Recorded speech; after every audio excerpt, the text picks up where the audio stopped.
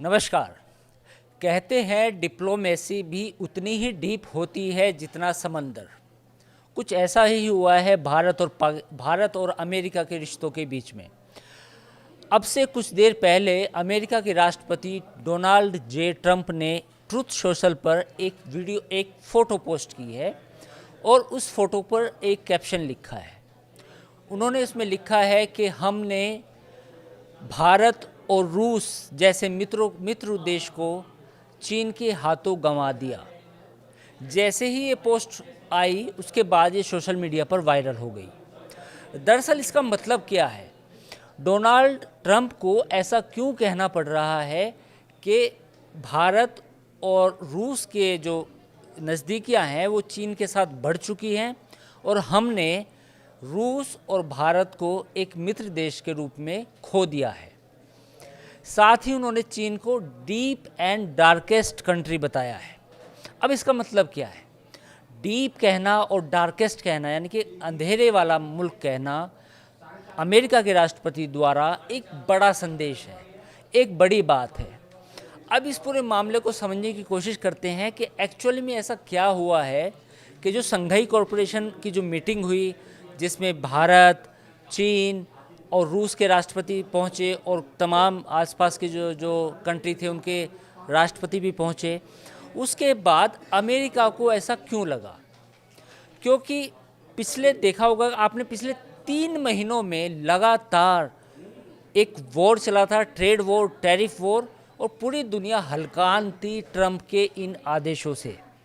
लेकिन अचानक ऐसा क्या हुआ डिप्लोमेसी में कि उन्होंने भारत को अपना मित्र बताया, रूस को भी अपना मित्र बता दिया और कहा कि ये दोनों देश हम लूज कर चुके हैं, यानी कि खो चुके हैं चीन के हाथों।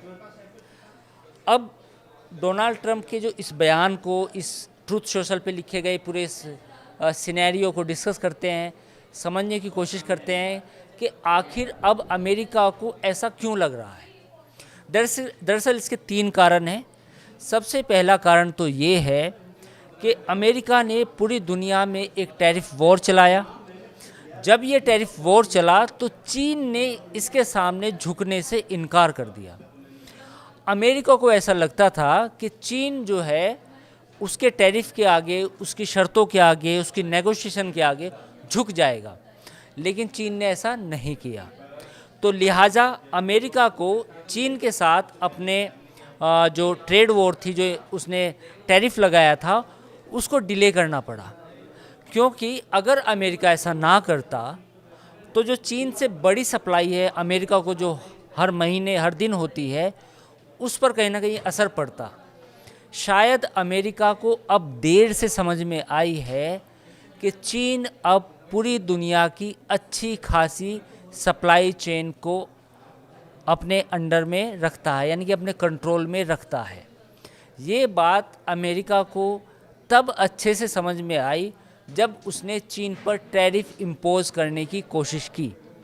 तब उसको पता चला कि दुनिया में ऐसा बहुत सा माल है, ऐसा बहुत सा कच्चा सामान है जो चीन दुनिया को बेचता है, उसमें अमेरिका भी शामिल है।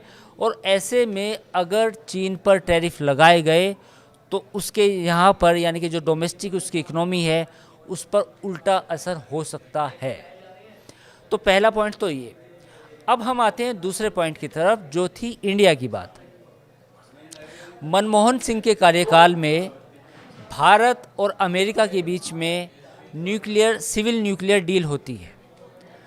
अमेरिका पहली बार किसी मुल्क के साथ जो परमाणु संपन्न है उसके साथ ऐसी डील करता है। इसके बाद मनमोहन सिंह के बाद 2014 में नई सरकार आती है, उसके रिश्ते भी अमेरिका के साथ सुधरते हैं। भारत का जो करीब 4.5-5 मिलियन कह लीजिए जो इंडियन अमेरिकन्स हैं, वो वहाँ पर मैक्सिको के बाद दूसरा बड़ा समुदाय है। भारत के साथ $100 बिलियन से ज़्यादा का ट्रेड है। ऐसे में अमेरिका को ऐसा लगता था कि भारत को भी वो शायद दबाएगा, या कुछ और वजूहत भी हो सकती है। उसमें ट्रंप का कुछ अपना पर्सनल ईगो भी था। ट्रंप की जो पाकिस्तान से जो डील हो रही थी वे भी शामिल थी। लेकिन भारत ने थोड़ा रेजिलियंस दिखाया।